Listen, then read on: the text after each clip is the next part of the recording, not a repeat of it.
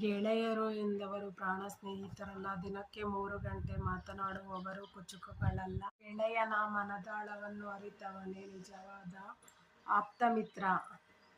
ಕಾಸು ಇದ್ದಾಗ ವಿದ್ಯೆ ಸಂಪಾದಿಸು, ರೆಟ್ಟೆಯಲ್ಲಿ ಬಲವಿದ್ದಾಗ ಹಣ ಸಂಪಾದಿಸು, ಸಂಸ್ಕಾರ ಇದ್ದಾಗ ಜ್ಞಾನವನ್ನು ಸಂಪಾದಿಸು, ಒಳ್ಳೆಯ ವ್ಯಕ್ತಿಯಾಗಿದ್ದಾಗ ಜನರನ್ನು ಸಂಪಾದಿಸು. ಮಾತು ಮಾತು ಬೆಳೆಸಿಕೊಂಡು ದೂರವಾಗಿ, ನೋವು ಮಾಡಿಕೊಂಡು ಮೌನಿಯಾಗುವುದಕ್ಕಿಂತ ಮುಂಚೆ ಮಾತೇ ಆಡದೆ ಮೌನಿಯಾಗಿ ಸುಮ್ಮನಿರುವುದೇ ಲೇಸು. ಎಂದೋ ಸತ್ತ ಸಂಬಂಧಕ್ಕೆ ಸಮಾಜದೆದುರು ನಾಟಕವಾಡಿ ವ್ಯವಹಾರ ಮಾಡಿಕೊಂಡು ಇರುವ ಬದಲು ಅದೇ ಸಮಾಜದೆದುರು ಸಮಾಧಿ ಮಾಡಿ ಆದದ್ದೆಲ್ಲ ಒಳ್ಳೆಯದಕ್ಕೆ ಎಂದು ದೀರ್ಘವಾದ ನಿಟ್ಟುಸಿರು ಬಿಟ್ಟು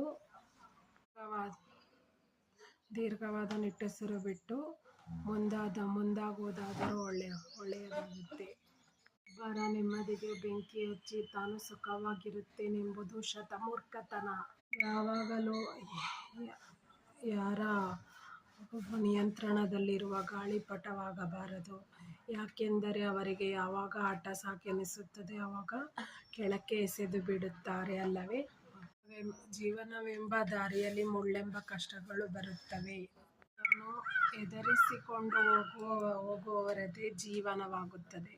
ನಮ್ಮ ಹಿಂದೆ ಮಾತನಾಡುವವರು ನಮ್ಮ ಹಿಂದೆಯೇ ಇರ್ತಾರೆ. ನಾವು ಮುಂದೆ ನೋಡಿಕೊಂಡು ನಡೆಯಬೇಕಷ್ಟೆ ಅಲ್ಲವೇ. ವೈರಿಗಳ ಮುಂದೆ ಗೆದ್ದಂತಿರಬೇಕು, ಹೆದರಿಸುವವರ ಮುಂದೆ ಕತ್ತಿಯಂತಿರಬೇಕು, ಪ್ರೀತಿಪಾತ್ರರ ಮುಂದೆ ಮುತ್ತಿನಂತಿರಬೇಕು, ಹಿರಿಯರ ಮುಂದೆ ಹತ್ತಿಯಂತಿರಬೇಕು. ಏಕಾಂಗಿ ಯುದ್ಧಕ್ಕೆ ಭಯಪಡಬೇಡ, ಏಕೆಂದರೆ ಏಕಾಂಗಿ ಯುದ್ಧ ಮಾಡಿದ್ದಕ್ಕೆ ಸಾಮ್ರಾಜ್ಯವನ್ನೇ ಗೆಲ್ಲುವಂತಾಯಿತು.